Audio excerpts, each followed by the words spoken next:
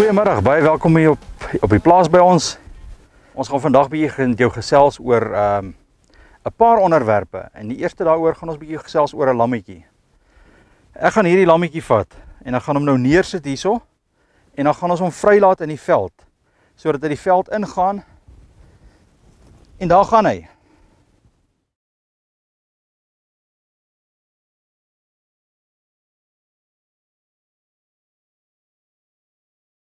Ok, sê vir my, ek gaan hierdie lammetjie in die veld los.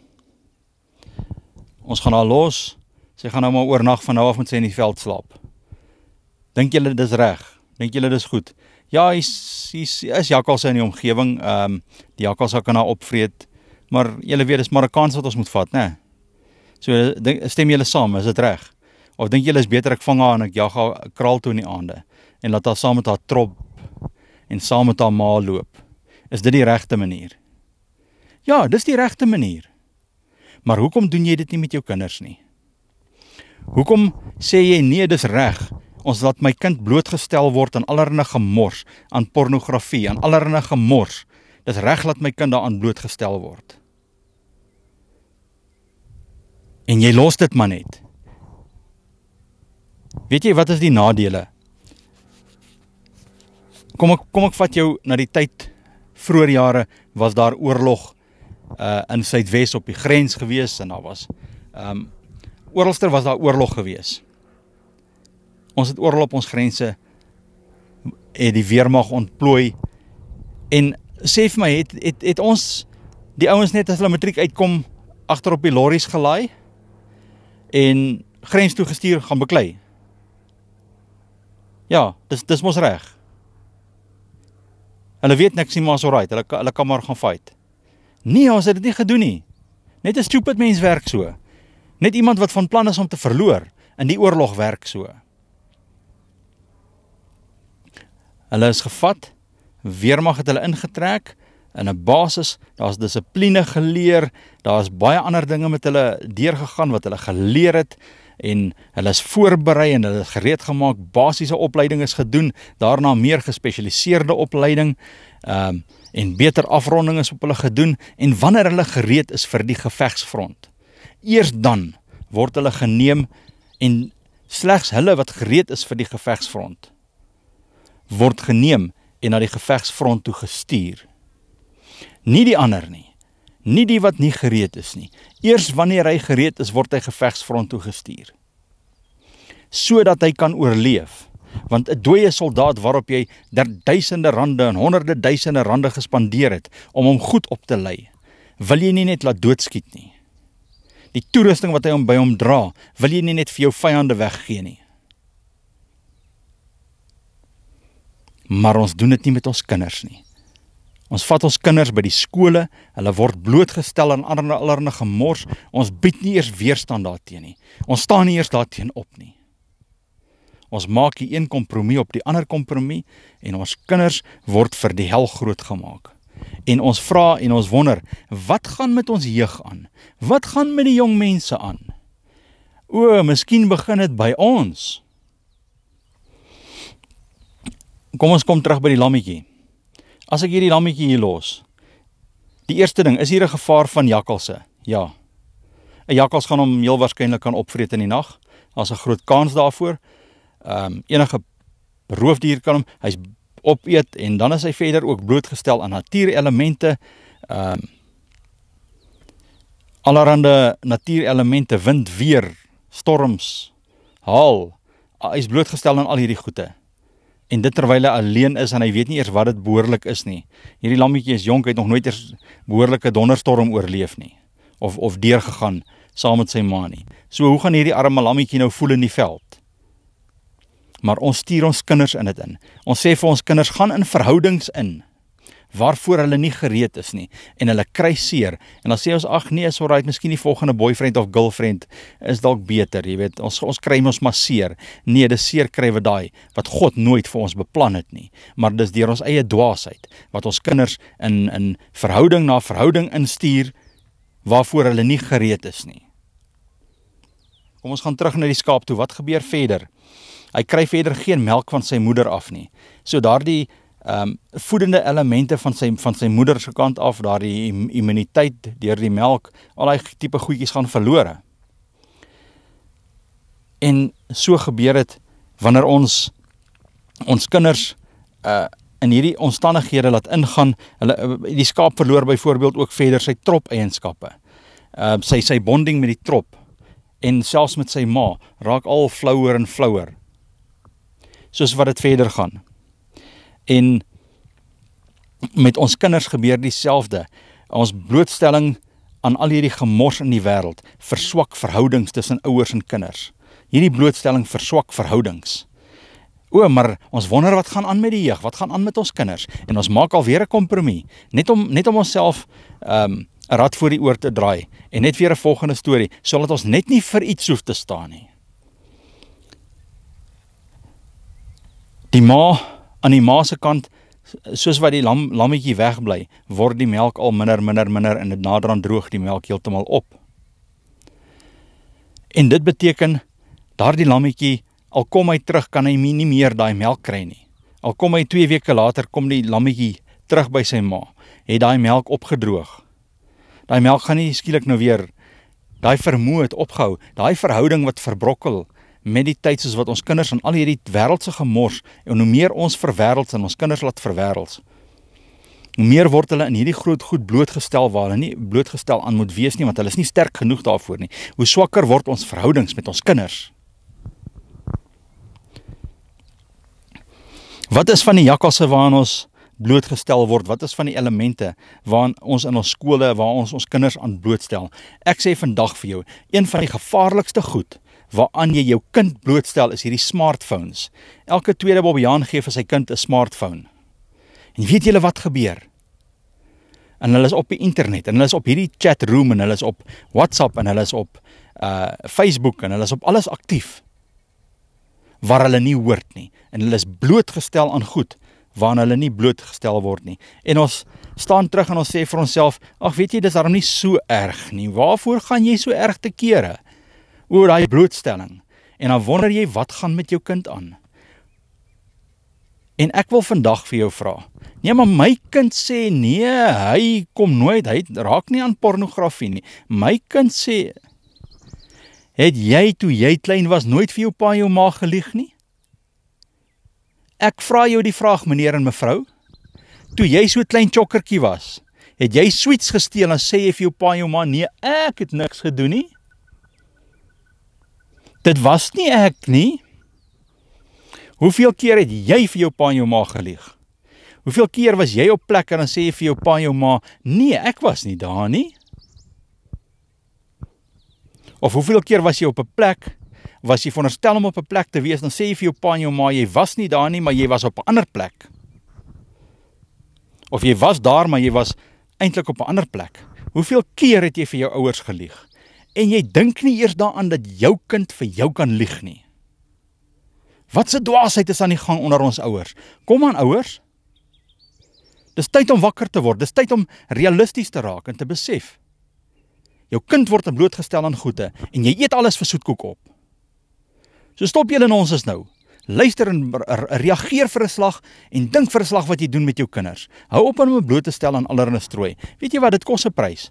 As jy vir jou kind sê, hier's vir jou 'n gewone foon, wat nie op die internet kan gaan, en al hierdie van die goede kan doen nie. Jy gee nie vir hom 'n smartphone nie, klaar. Dit gaan 'n prys kos. Ek was 'n paar jaar terug die enigste ene wat opgestaan het en gesê het, my kind kry nie 'n smartphone nie, en ek sê vandag vir julle, dit het my 'n duur prys gekos. En ons sal dalk later op 'n ander dag, en op 'n ander geleentheid, meer in detail in dit ingaan, en daardie pad mooi uittrap. As die Here wil. As die Here wil. Maar dit het 'n prys gekos, omdat ek een van bittermin was. Die res van die ouers het gesê, nee, ek praat van pastore, saam met wie ek in die bediening gestaan het gesê, nee, is reg, ons vertrou ons kinders. Hulle kan maar op Facebook gaan, hulle kan maar dit, hulle kan maar dat, hulle kan maar dit. Ons vertrou ons kinders. Want ons kindertjies, hulle sing saam met die jeug in die band, en hulle het 'n jeugband in die kerk. Want die pa en die ma het nie 'n idee gehad wat hulle kinders lieg nie. En hulle het net gelos, en ons vertrou ons kinders. En hulle het dit net gelos, en weet julle wat 'n fout was dit gewees? En hoe verrykend was die gevolge gewees? En hoe groot is die kompromie gewees? En as die een begin om die kompromie te maak, dan kring dit uit. Ja, want daai een is 'n paat vir 'n smartphone gegee, ek wil ook een hê. Nee, ek is jammer, daai ou se paat 'n fout gemaak. Hy moes dit nooit gedoen het nie. So ons het nodig om hierdie goed aan te spreek en te weet, daar is 'n probleem. En maak nie saak, al bel jy my en jy stuur vir my stink SMS'e, maak wat jy wil. Ek het 'n delete button, okay. So as jy 'n belaglike ding vir my stuur, ek doen daai delete ding.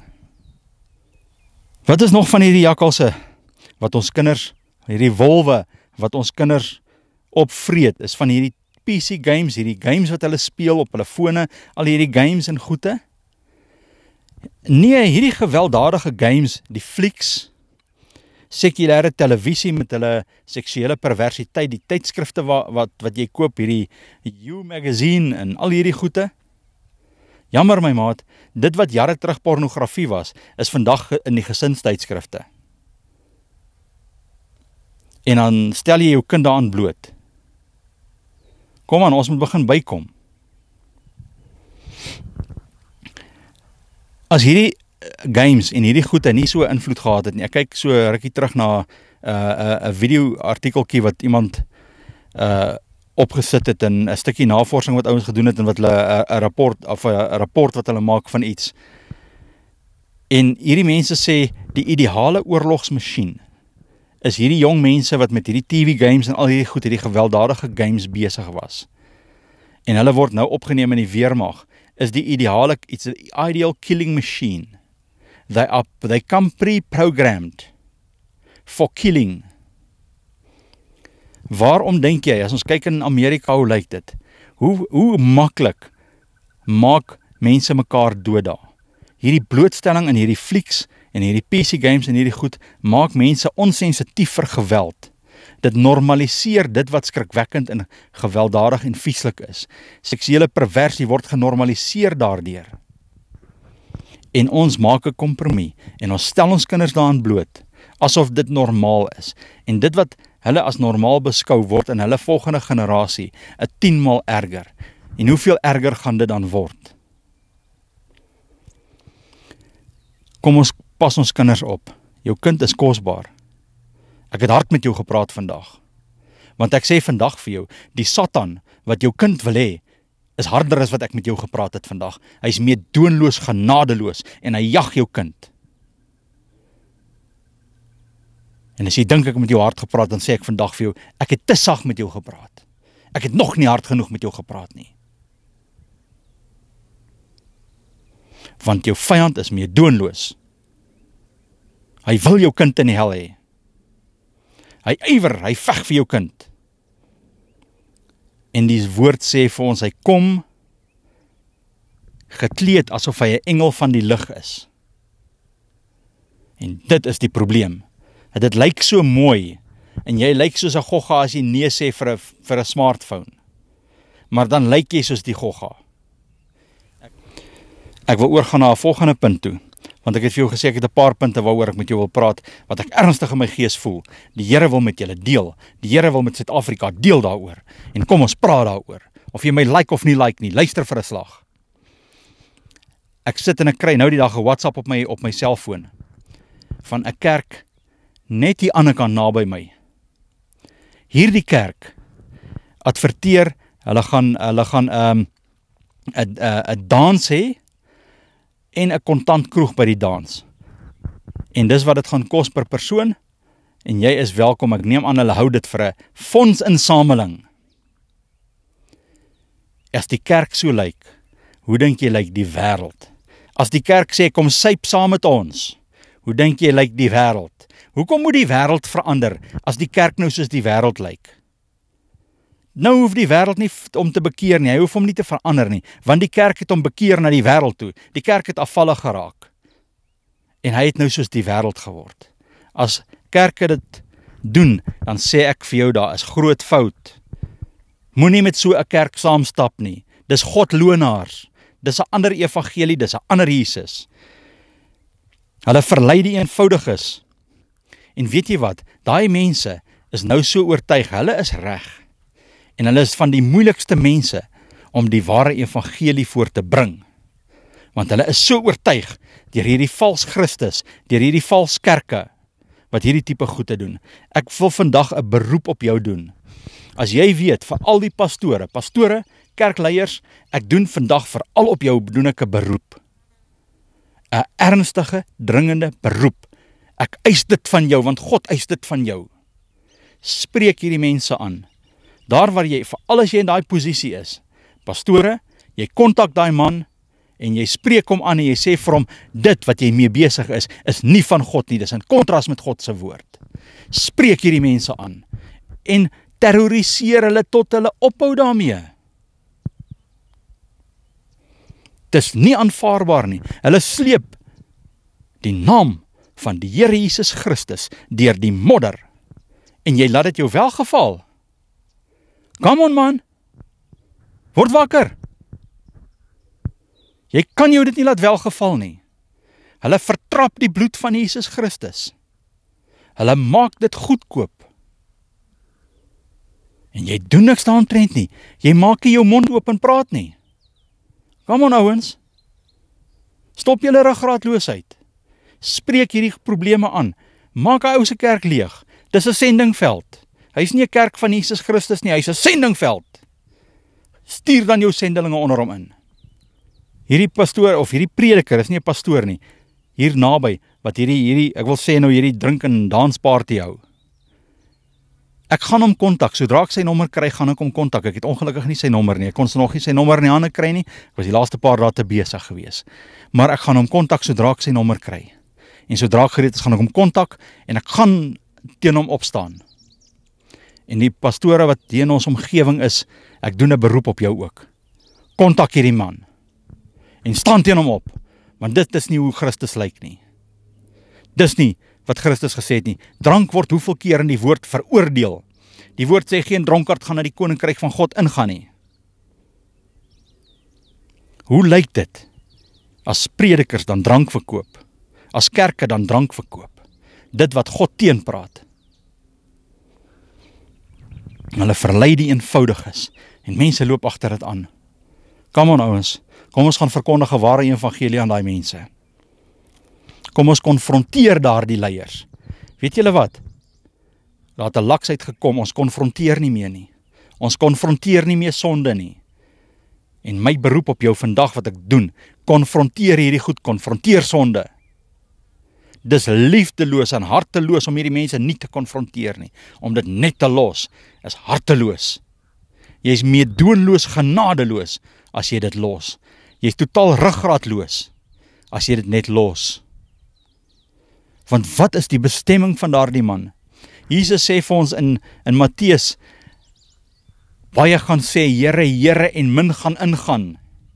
Hy sê, gaan in deur die noupoort. Lyk dit soos die noupoort?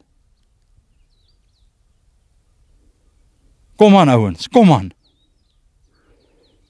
As jy 'n hart het vir siele, dan kan jy dit nie toelaat nie. Dan konfronteer jy hierdie sondes. En jy konfronteer hierdie leiers.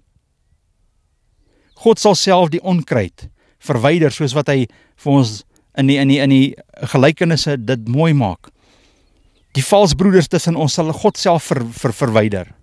Maar God wys ons reg deur die Nuwe Testament. In al die sendbriewe spreek hulle die valses by naam aan.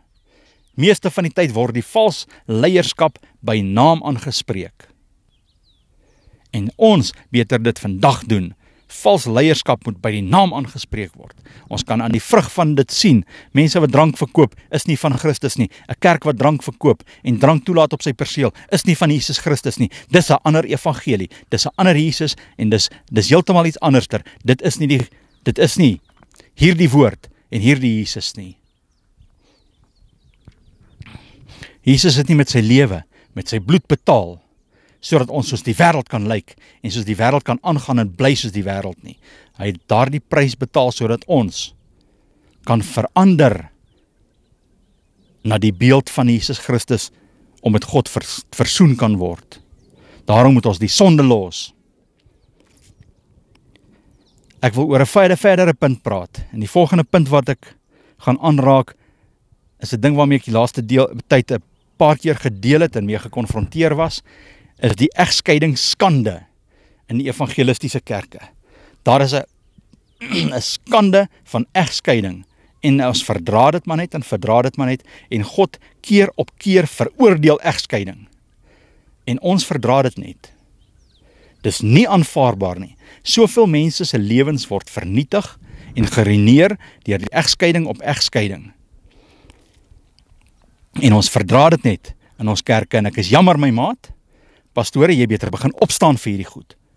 As God dit veroordeel in sy woord, dan probeer jy dit nie met liefde evangelies toesmeer nie. En ons sê ons moet verdraagsaam wees. God het nêrens, hy verdra sonde so min. God verdra sonde glad nie. Hy verdra dit so min, dat dit Jesus Christus sy lewe en marteling en bloed gekos het. Dis hoe min God sonde verdra. En daarom kan jy dit nie ook, net so min behoort jy sonde te verdra. Egskeidingsskande. Kom ons kyk na die huweliksbelofte. Wat het hierdie mense in die huweliksbelofte beloof? Tot die dood ons skei. For better and for worse. For better and for worse. Daar is bitter min van die egskeidings wat werklik kwalifiseer vir egskeiding volgens hierdie woord. Ons wil sê ons is Christene, maar ons kan nie Christene wees as ons nie aan hierdie woord gehoorsaam is nie.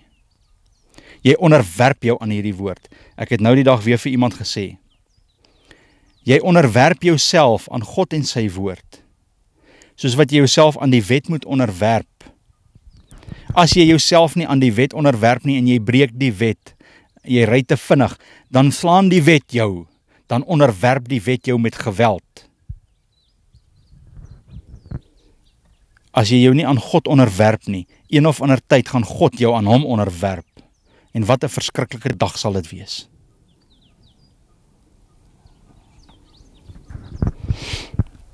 So ek praat weer hierdie egskeiding gemors wat aan die gang is in die kerkewêreld. Is iets wat kort gevat moet word. Jy het 'n belofte gemaak tot die dood jou skei. Nou dis reg, dan gaan jy nou dood. OK. Dan vra jy, Here, slaat my tog maar met 'n oorweerliggie. Here, maak my tog dood dat my huweliksmaat gelukkig kan wees. Dan kom jy nou maar uit die pad uit, OK? O nee, maar die probleem is gewoonlik selfsug, me, my en I. En as jy dink oor selfmoord, sê ek vir jou, dit is die hoogste vorm van selfsug. Omdat jy nie jou sin kan kry nie. Almal in die woord, die voorbeelde skriftuurlik van mense wat selfmoord gepleeg het, is almal afvallig. Hulle was aan God afvallig gewees. Jy het 'n belofte gemaak, die dag toe jy trou, tot die dood ons skei. En of jy nou 5 jaar down the line nou niks meer aan jou man of jou vrou nou niks meer like nie, tot die dood jou skei. Jy het die keuse gemaak. Hierdie is een keuse waarop jy nooit kan teruggaan nie. En as jy hom nie met wysheid gemaak het nie, sal jy met daardie huweliksmaat getroud bly tot die einde toe. Maar hierdie selfbeheptheid, jy sien die Bybel sê, offer jouself. Ons moet selfopofferend wees, vir mekaar. Dra mekaar se laste. Maar weet jy wat sê ons in huwelik? Maak my happy. Ons bother nie met jou nie, maak jy my net happy. En dis die probleem.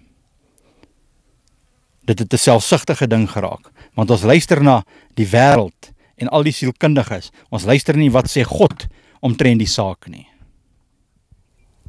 Ons praat volgende week verder. Wees geseënd en kom ons onderwerp ons aan die Here met gewillige blymoedige gees. Sien julle volgende week. Bye bye. Ek sien in my gees die glorie en die almag van die Heer, die Allerhoogste wat in liefde oor sy koninkryk regeer. Hy beloof aan die